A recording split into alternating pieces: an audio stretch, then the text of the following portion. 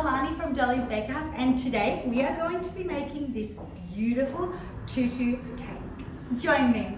Take two! Today we are filming our first YouTube video. My vibe for this cake, my inspo, is tutu. So let's do it. So to start, I have already pre-made my whipped ganache. It needs to sit in the fridge for about 4 hours. So I made it overnight, I let it sit overnight, and now it's ready to go. This is actually my Kinder Bueno flavor. It's amazing. I'll give you a little close up. So this is what the ganache looks like after it's sat for a night. You see how it's quite like firm almost? And we're gonna whip it. Okay, and I'm gonna go in, this is my favorite food coloring brand. I way rather this other than Color Mill or liquid food coloring. This one's really good from Holly. And it's the burgundy wine color.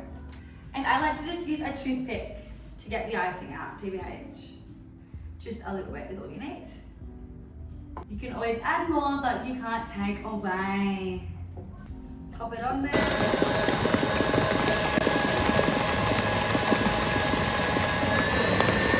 Oh yeah. So good, eh? The colors really slay. And you can see how it's like, that's really good for piping now. It's quite thick. Let's get going.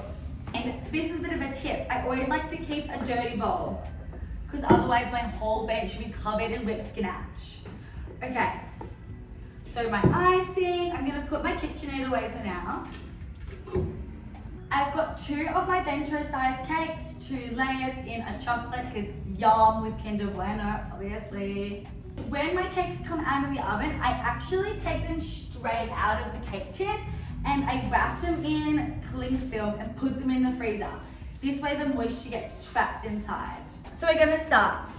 This is the equipment I'm gonna be using. I just picked this up, it's nice and metal to keep it clean.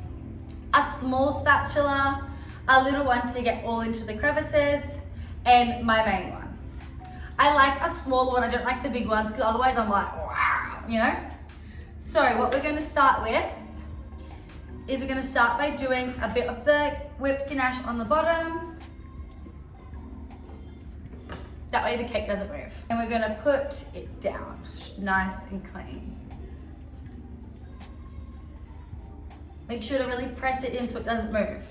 A nice layer of this because it's good to have a lot of flavor in the cake. Trying to just make sure it's nice and even. A lot of bakers use a piping bag for this bit, but to be honest, I don't think it's necessary. And I don't like to use heaps of piping bags. Like it's a lot of plastic. So I try to not if I can. First, we're gonna go in with our second one. So once the second layer's on, or the third, or the fifth, or up, I like to just keep it pressed down because I don't want it to move. I want them to be glued together. Then we're gonna start icing it. For this cake style, I am only gonna do a crumb coat because it's gonna be a lot of icing, the tutu vibe I'm going for. So I'm gonna do the crumb coat. Now, a lot of bakers do like to use a piping bag, but for me, I just like to just start at the top and then make my way down. So here I'm just starting from the top and pushing the icing down to the bottom. I like to do little bit by little bit until it's completely covered. I go in with my main spatula and then I transition to the smaller spatula to make sure the bottom is full and clean. And then I go in with my big metal one just to get everything nice and the same level. And it does bring off a bit, so I just keep scraping it back into my big bowl till it's perfect. Now I'm just gonna put the cake in the freezer for about 10 minutes so it sets. As my cake is sitting in the freezer, I'm gonna start loading up my piping bag. I have just normal piping bags, but I like to use this, I'll show you. I always use them when I'm doing cakes. So it goes in the piping bag, you put the tip on, and then you screw it on. This way I can use thousands of tips on one cake and not have a million piping bags. Open up the bag, I put this in. I see where it finishes, and then I just cut it off. I'm just gonna put icing in it.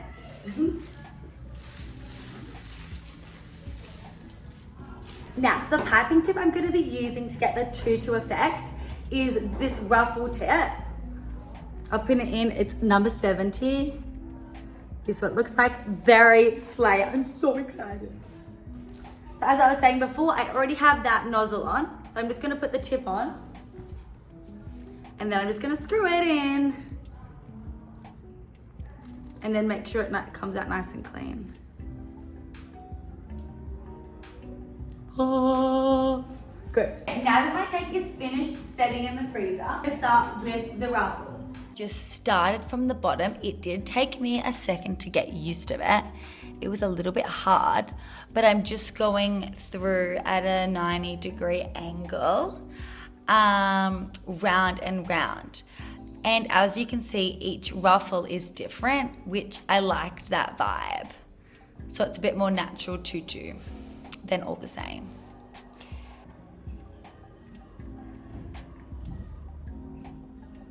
Now we're really in the inside. I'm just going in the heart shape, sort of like folding into a heart, you know? This bit was my favorite, watching it all come together. I'm just spinning, spinning, spinning. Yay, it looks so good. And then I'm just gonna go through and pop on all of these little bows gently with my tweezers. And then I just also have these little, they're actually candy. That I got from a local shop, and I'm just popping them through with my tweezers again, scattering them around so it's nice and natural on the cake. Thanks so much for watching, everyone. If you liked this video, make sure you give it a thumbs up and subscribe to my channel for more tutorials. See you soon.